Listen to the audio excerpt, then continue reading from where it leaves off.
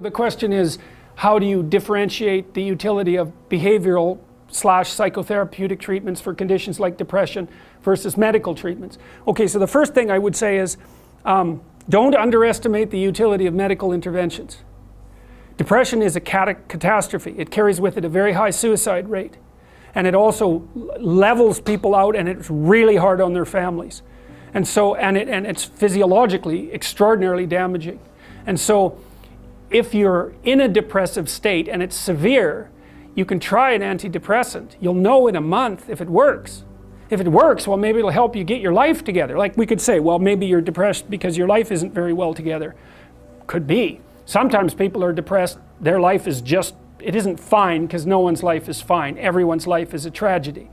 But sometimes people have their lives in order as much as you could expect anyone to have. They have friends, they have an intimate relationship, they have a career that they like, you know, they're qualified, industrious people working hard on what they're doing and really playing a minimum number of games with themselves, and they're terribly depressed. Antidepressant, man, sometimes that will just fix it. And so hooray, like you're a biological entity. If there's something out there that can help you strengthen yourself so that you can prevail, great. And you know, people, you hear everyone takes antidepressants, you know, everyone's taking them. It's like no one takes those bloody things without serious consideration. Half the time I spend with my clients who are depressed is often the 2 years long attempt to get them to tentatively try an antidepressant, because they're so guilty that they're relying on an external crutch to sort out their lives that they can't even tolerate it. But you know, I say, well look, man, what if you had diabetes? You're not going to take your insulin? It's like you got stressed, you blew out at your weakest point. That's what happens when you get stressed. If there's something out there that might help you, it's like, try it, for God's sake. You'll know in a month, and you just stop if it doesn't work.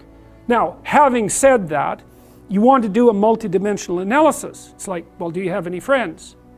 Do you have an intimate relationship, or are you pursuing one? Do you have a reasonable career? Are you as educated as you are intelligent? Do you have something useful to do with your time outside of work?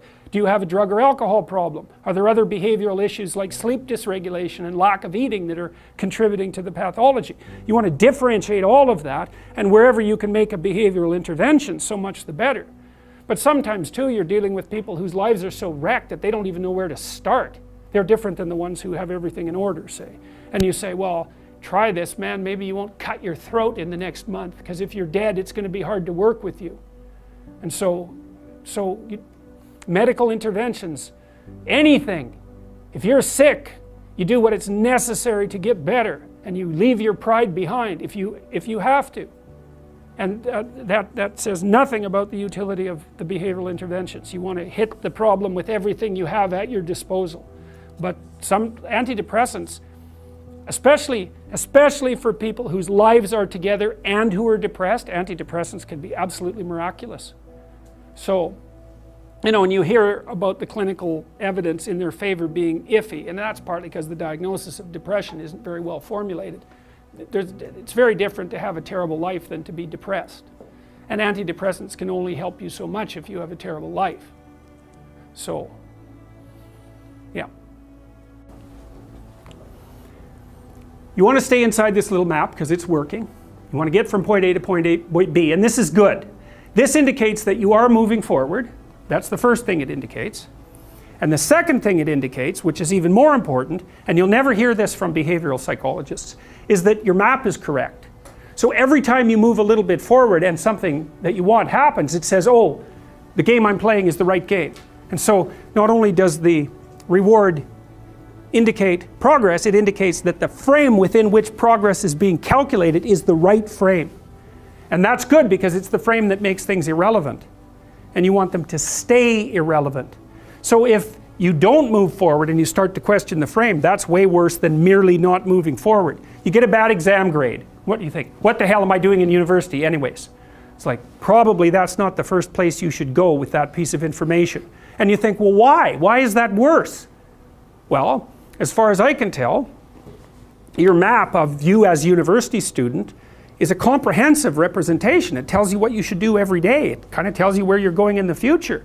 And if something emerges as an anomaly, you get a worse grade than you expected. and you blow that whole map, it's like, okay, what have you been doing for the last 4 years? What kind of high school student were you? How clueless are you about how you're arranging your future?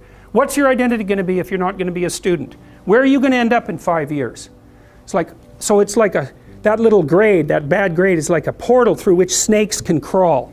And that's exactly how you respond to it, especially if you open the door too much. Well, maybe this means that I shouldn't be in university. Well, one of the rules is you want to constrain the anomalous event to the minimal necessary domain.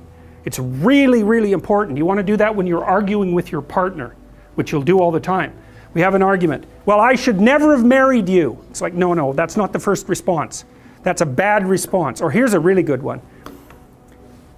You've always done that sort of thing, and you always will. It's like, oh good, great. It's like the only answer to that is to hit someone. Because like you're done, right? You're like that, you've always been like that. There isn't a chance that you can be repaired, and none of it is acceptable. It's like the person's going to fight with you right away, because what else are they going to do? So what you want to do is you want to minimize, it isn't rationalization. You want to say, okay, this person did something that disrupted our joint map. Okay. What's the smallest possible thing they could do to put it back together? And you have to know. Well, we need to make a plan so you don't do it again. Or we need to have a discussion so that you know that it wasn't a good thing to do. But I'm not going to go after your whole character. I'm going to say, when I come home and you're watching TV, just come to the door and say hello. Not, don't you love me, or something like that. It's like, no, you just have to walk to the door and like give me a hug or something, and then that's good enough.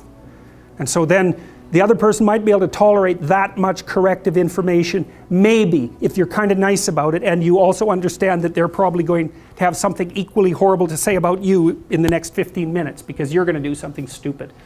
So you don't want to open the door so that every possible snake comes crawling through, because that's a pathway to depression. And you actually see that happening in depressed people, is that every small event produces a cascade through their entire value system, and they end up saying, well, that's just another reason that I should jump off a bridge. And they really see it that way.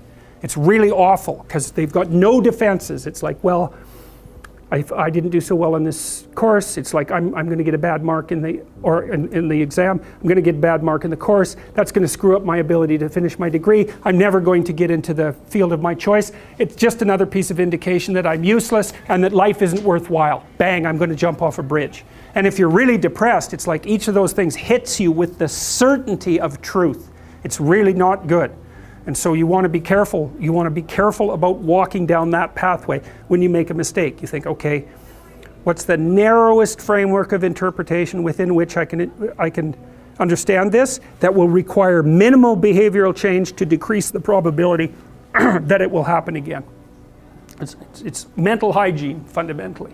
Yes? When you say that these frames are scalable, yeah, there's multiple at the same time? We'll get to that. We'll get to that. That is the next question. It's because they don't exist in isolation. So, and that's another thing frequently, when you hear behavioral accounts of cognitive processes, they generally only focus on as if it's an isolated thing. It's not. It's scalable. It's scalable a bunch of ways. It's scalable temporally, because what you do now is associated with what you'll do tomorrow, and that with what you'll do next week, and so forth. So it has to be scalable temporally. And it's also scalable socially, right? So it has an effect on you, that has an effect on your family, that has an effect on the community, and so forth. And so you don't want to take, it's very difficult to think through the effect of your action on all those scaling levels simultaneously, but you have mechanisms that allow you to do that. And see, I think that the sense of, let's assume that you're not lying to yourself constantly, so your head isn't full of chaos and garbage, and you have reasonable relationships with people in the world. I think that, and this is leaping way ahead, I think that your sense of meaningful engagement with what you're doing is the psychophysiological marker that you're acting in a way that takes all of the stacked representations into account simultaneously. Because you're trying to figure out where you are. And you might think, well, that means where I am in this room. But look, this room is not a simple thing, right? It's nested. It's a subset of the university. That's a subset of society. It's a subset of your life. The room is a complicated thing. And you need to figure out where you should be in the room. And you can't do that surely with perception, because all you see is me and some of the wall, right? You got this little narrow portal, and so you can't really rely on your perceptions to orient you. But you do orient yourself, and I think what you do is it's engagement. It's like, does this seem meaningful and deep and engaging? Yes. Then it's an indication that it's serving multiple masters simultaneously. So maybe both socially and also temporally. And so I think the sense of meaning is actually an instinct that orients people in time and space. It's not an epiphenomena. It's the most fundamental form of perception. And that's the only optimistic thought that I've ever been able to derive from psychology, is that actually could be true. It could be that the sense of meaning is an orienting reflex. And that would be wonderful if it was true, because it would make it real, and it's one of the devastating elements of nihilism is something like, well, who the hell cares what you're doing? What difference is it going to make in a million years? It's like your sense of meaning is just an illusion. You're a limited creature in a limited place, and nothing you do really matters. It's like, that's a powerful argument, especially if you're an objective materialist and a reductionist. It's a killer argument, but it looks to me like it's wrong. It's actually wrong, because meaning looks to me like it's an actual phenomenon. It does say that you're positioned properly between chaos and order, or something like that. It's real. So we'll see. We're going to develop that argument, because if it's real, you want to know that, because it gives you something to stand on. Maybe it's as real as pain, but it's not pain. It's something positive, and you need something positive that you can rely on. All right, and the psychoanalysts, I think, err too much on the side of the subject. They tend to think that too much of you is inside of you, and too little of you is outside of you. And part of the reason I believe that is because of my clinical experience. I love the psychoanalysts, man. They're brilliant, they're deep. They grapple with real problems, like with the problems. When people have real problems, and I mean profound problems, they're really profound moral problems. They're problems of good and evil, really. There are things going on in their family that are so terrible that they're sometimes fatal. Lie upon lie upon lie upon lie for decades and decades and decades. It's awful.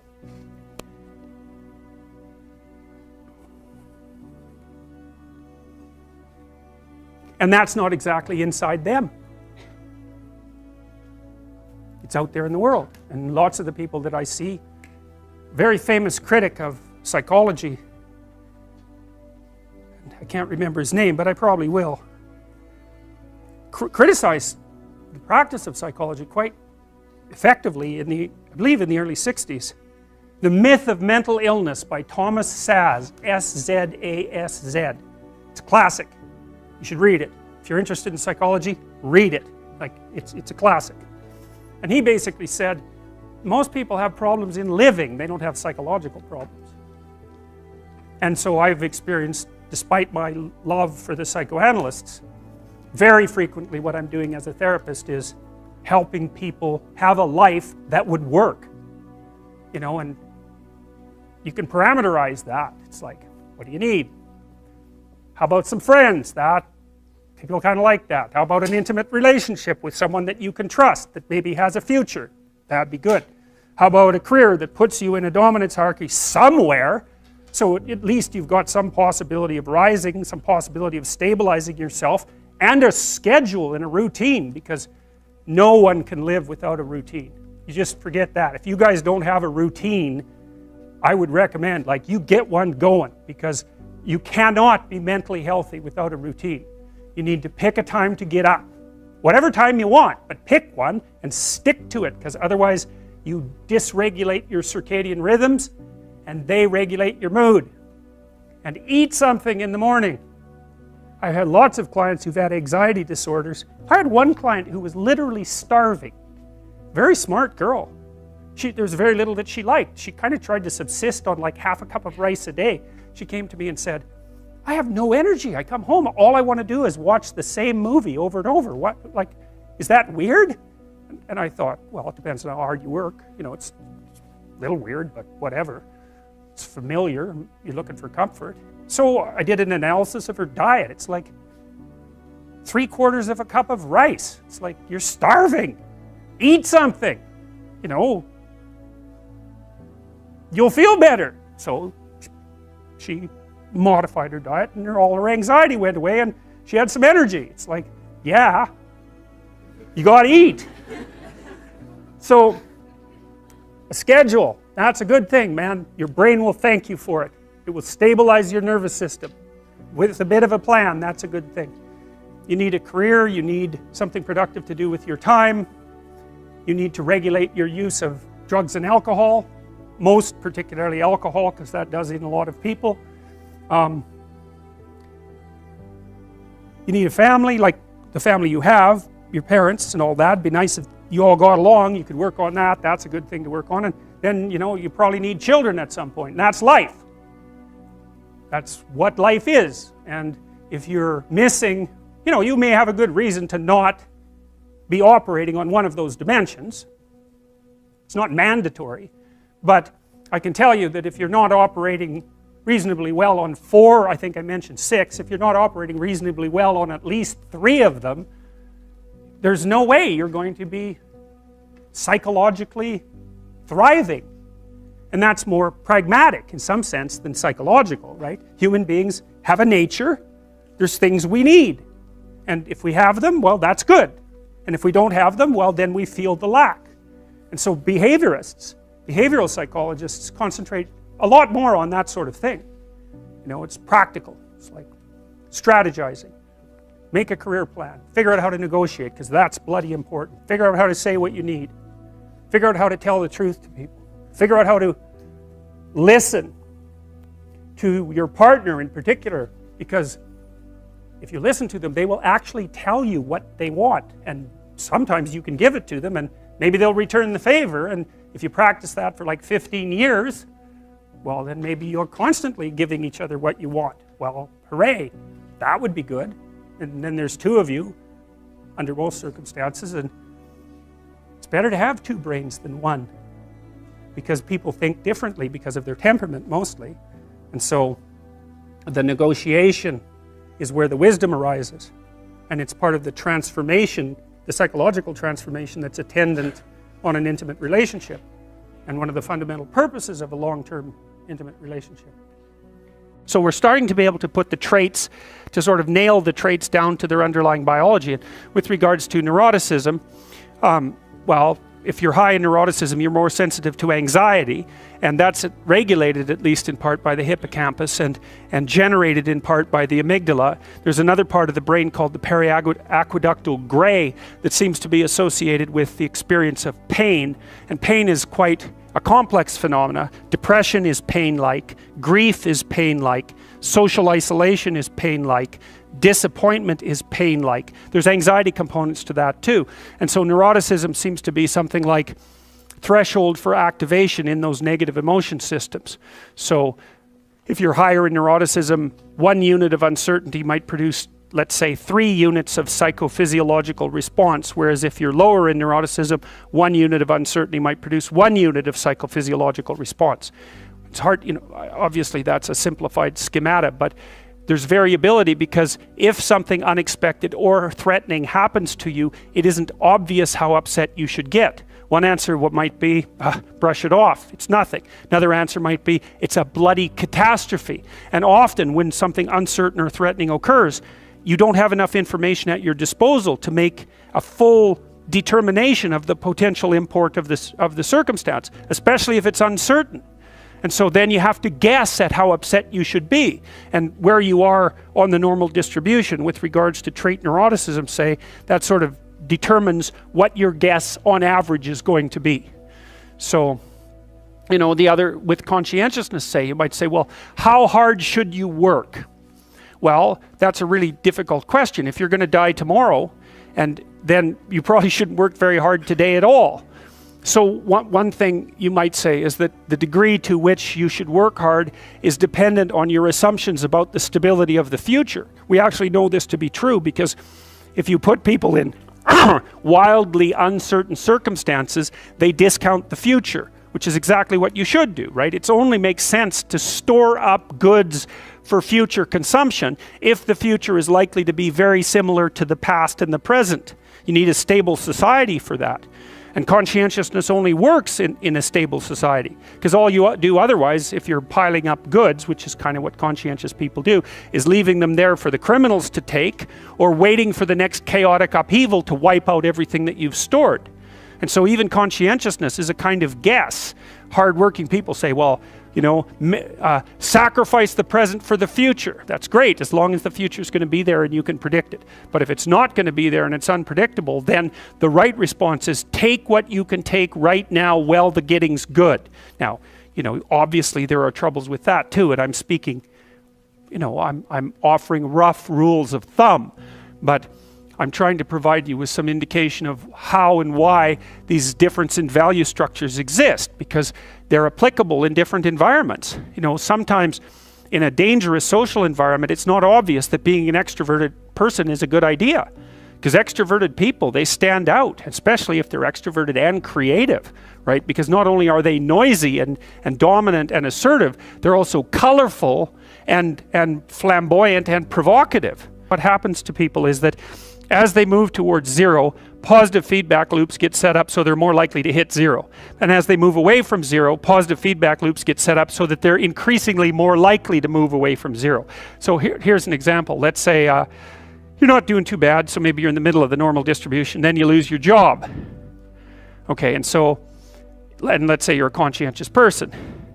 And we could say, just for the sake of argument, that you lose your job because of mass layoffs in your company. So it has nothing to do with you. It's fundamentally, it's just like luck of the draw, basically.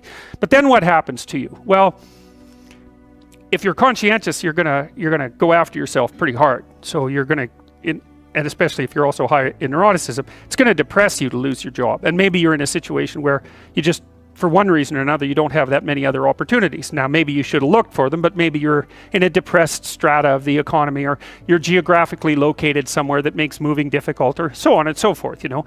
So, but you lose your job and then you start to get depressed because of that.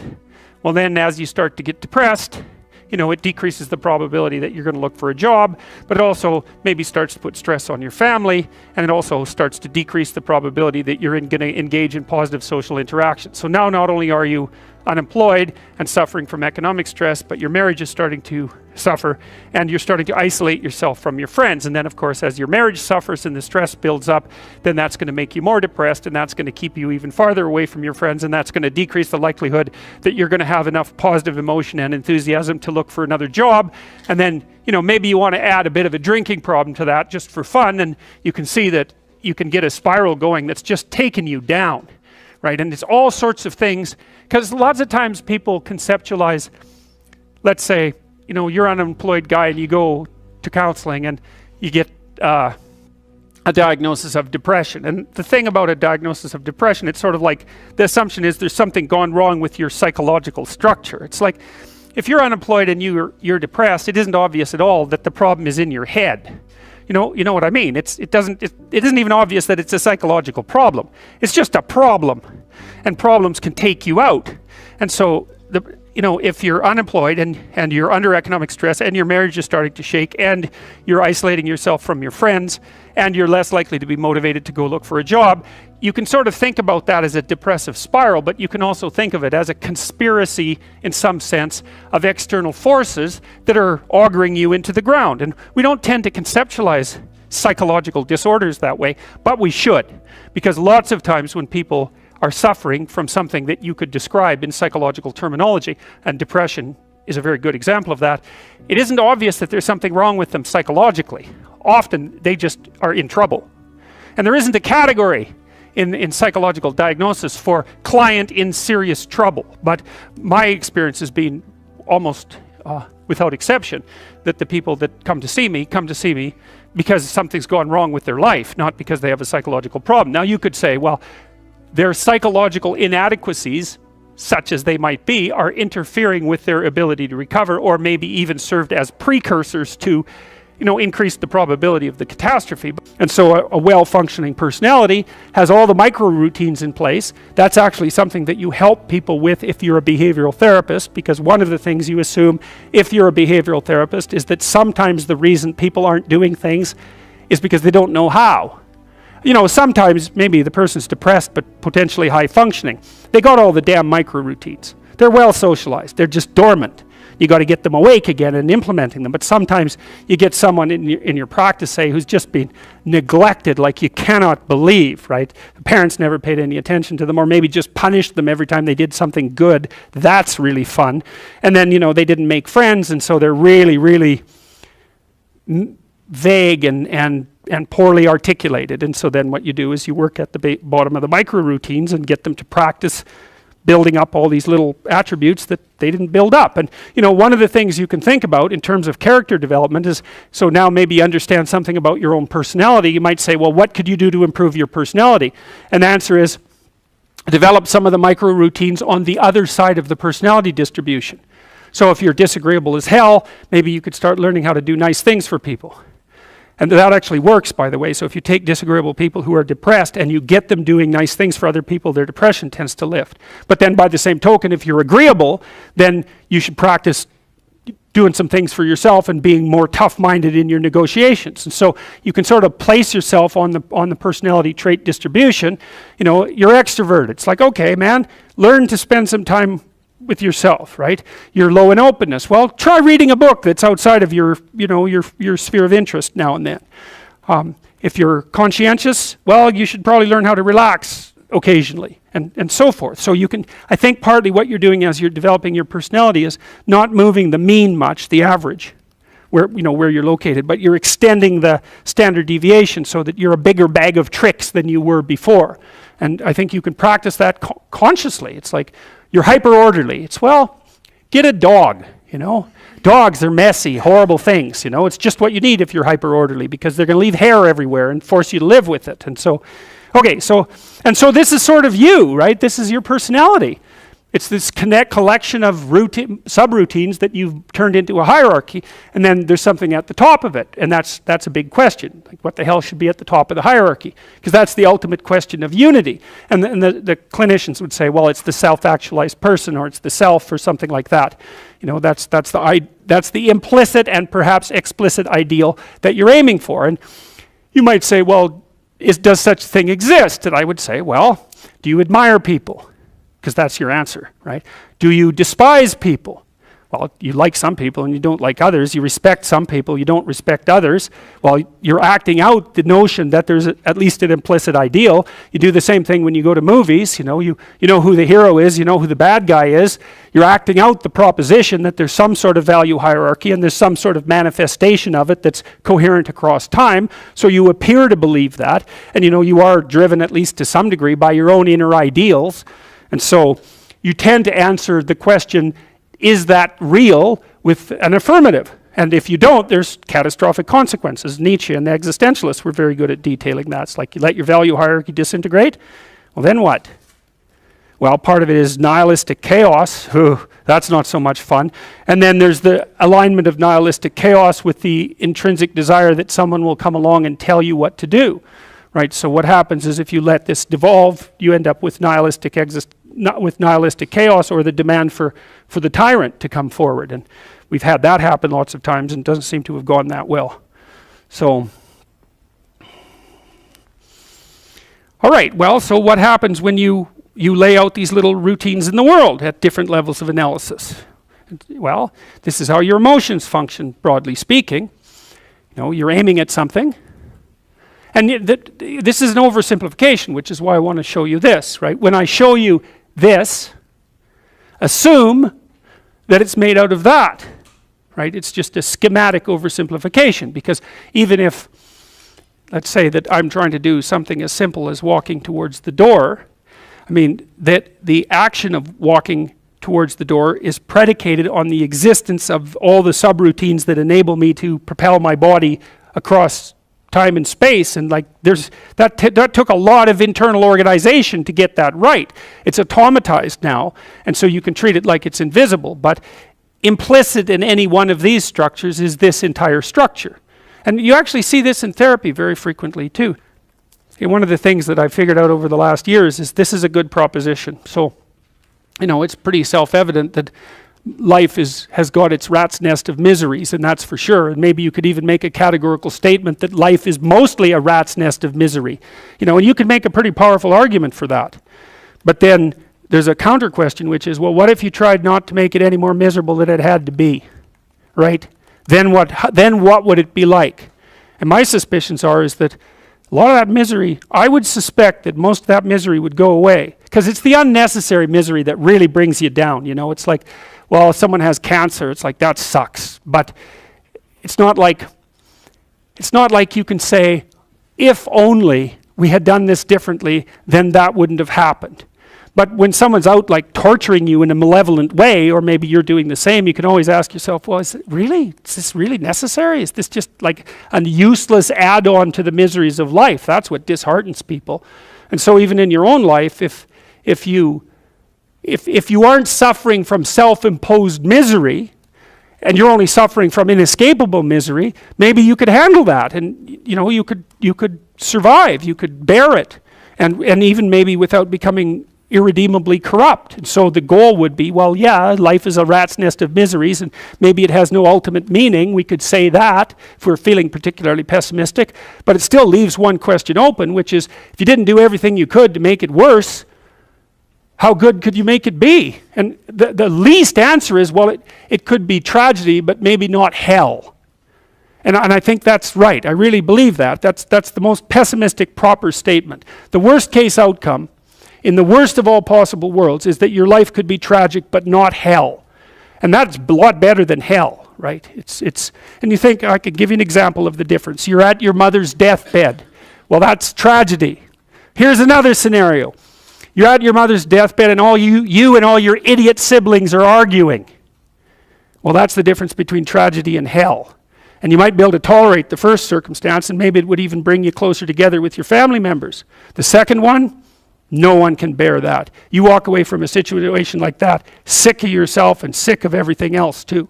And it's often the case that tragic circumstances bring out the dragons, because the stress is high and all those things that people haven't dealt with, they don't have the energy to repress, and all the bitterness comes pouring forward.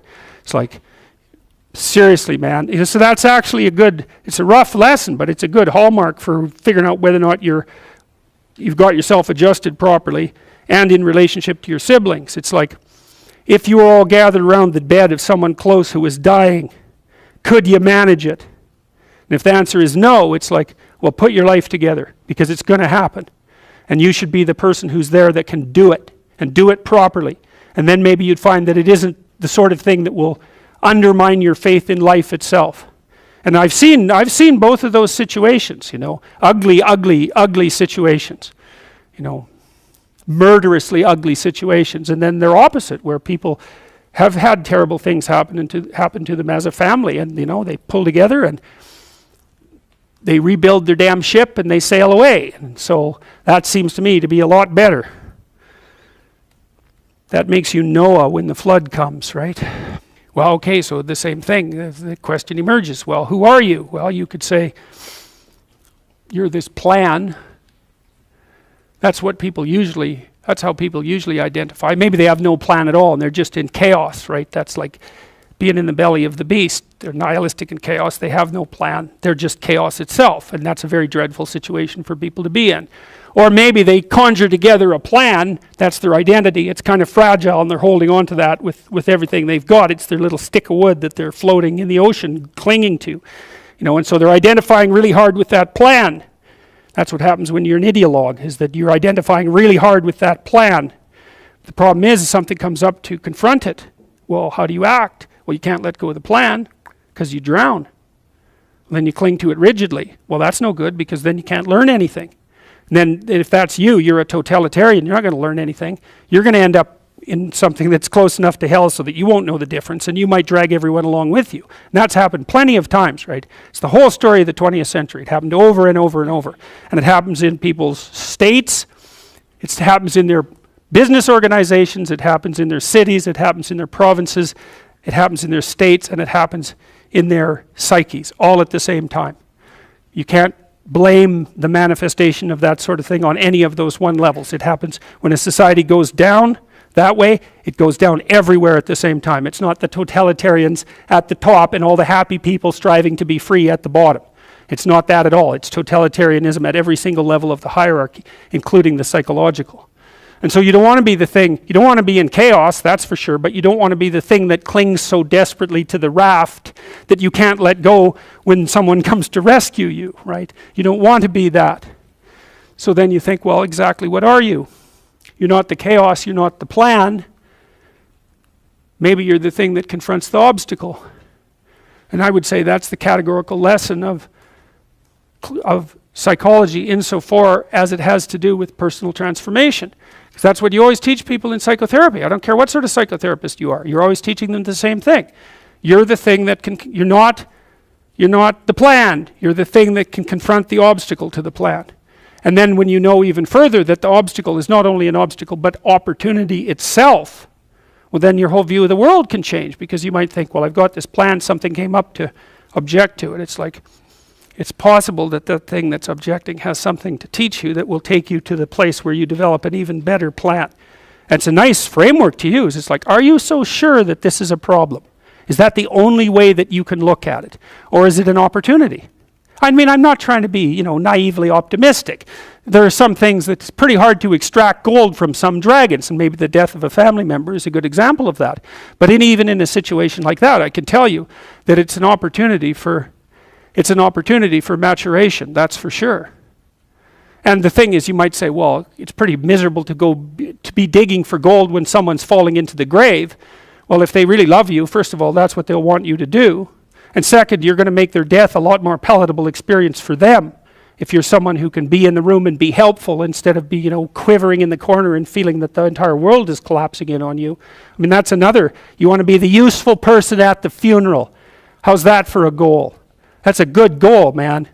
You know that you've got yourself together in a situation like that because you're going to be at them. And maybe you want to be the person on whose shoulder people cry.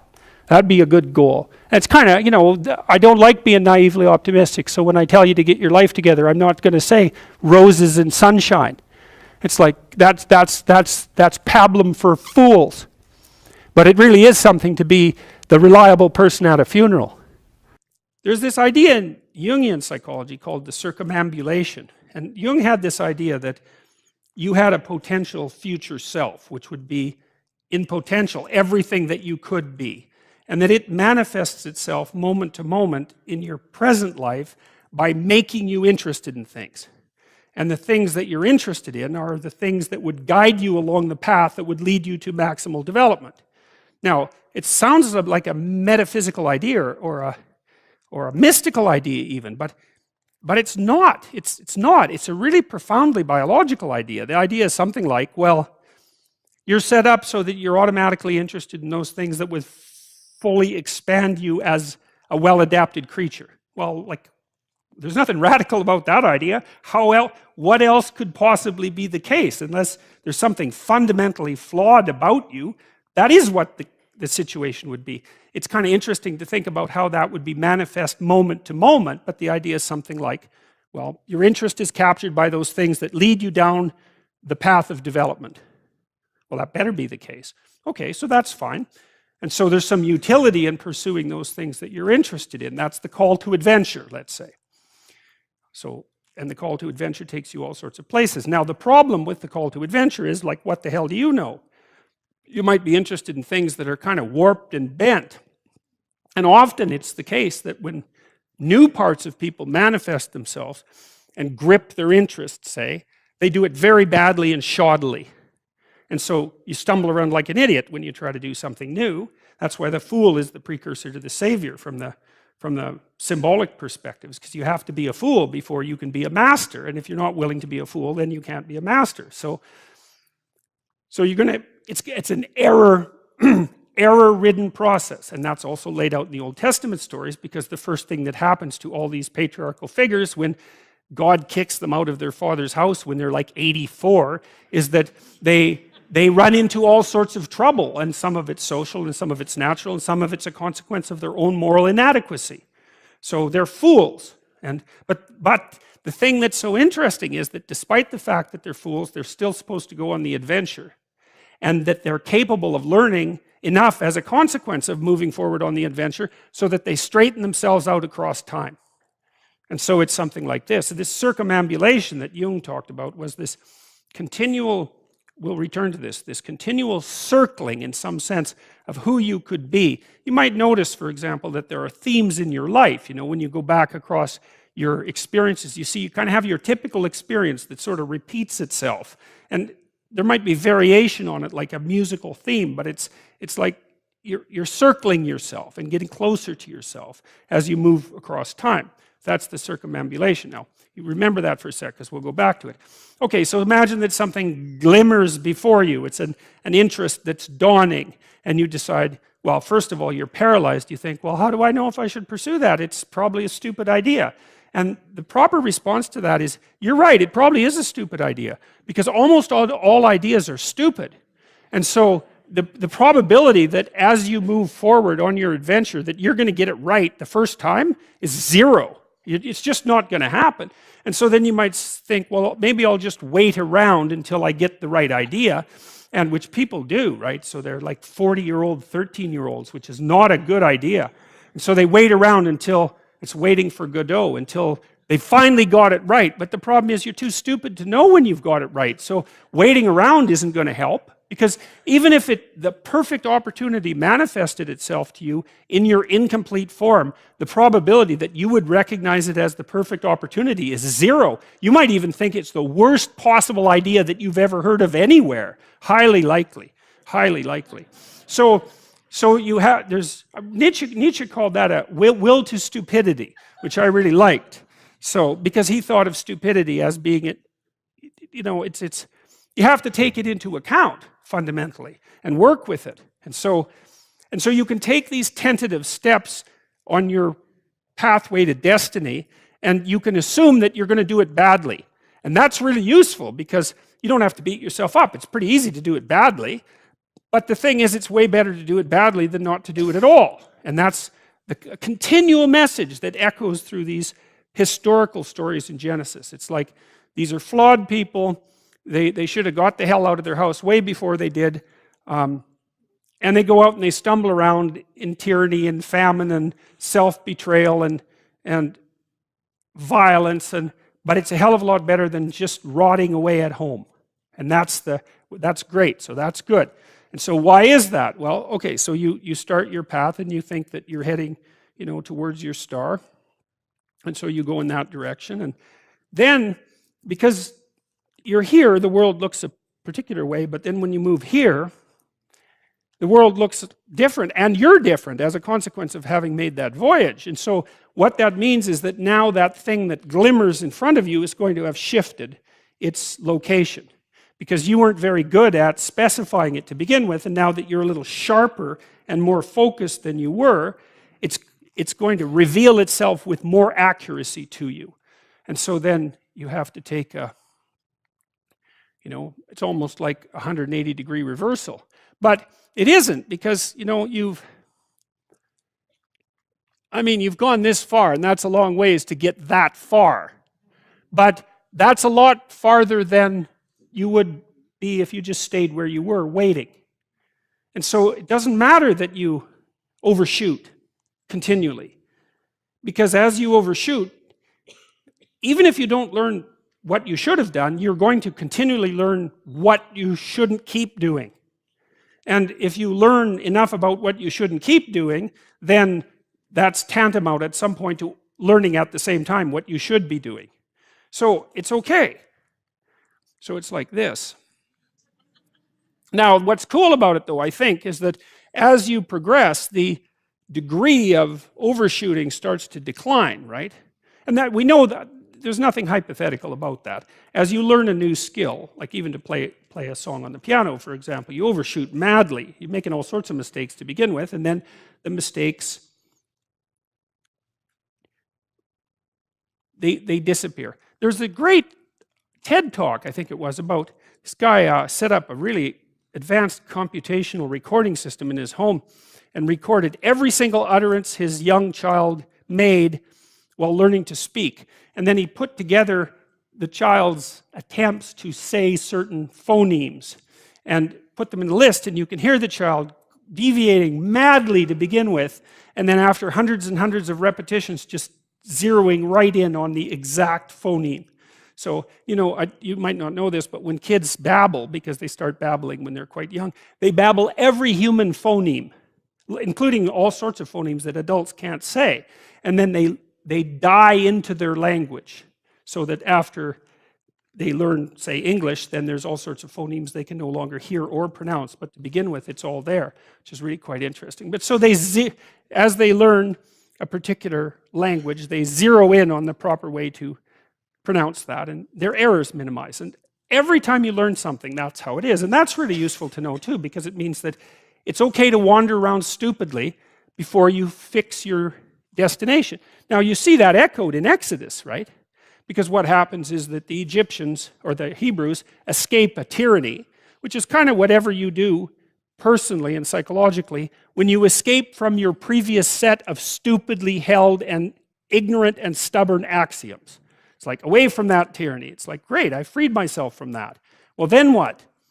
Well, you think, well, now I'm on the way. It's, no, you're not. Now you're in the desert, where you wander around stupidly, you know, and worship the wrong things until you finally organize yourself morally again and head in the proper direction. So that's worth knowing too, because you think, well, I got rid of a lot of things, baggage, excess baggage that I didn't need in my life, and now everything's okay. It's like, no, it's not. You've got rid of a whole set of scaffolds that were keeping you in place, even though they were pathological. And now you have nothing. And nothing actually turns out to be better than something pathological, but you're still stuck with the problem of nothing.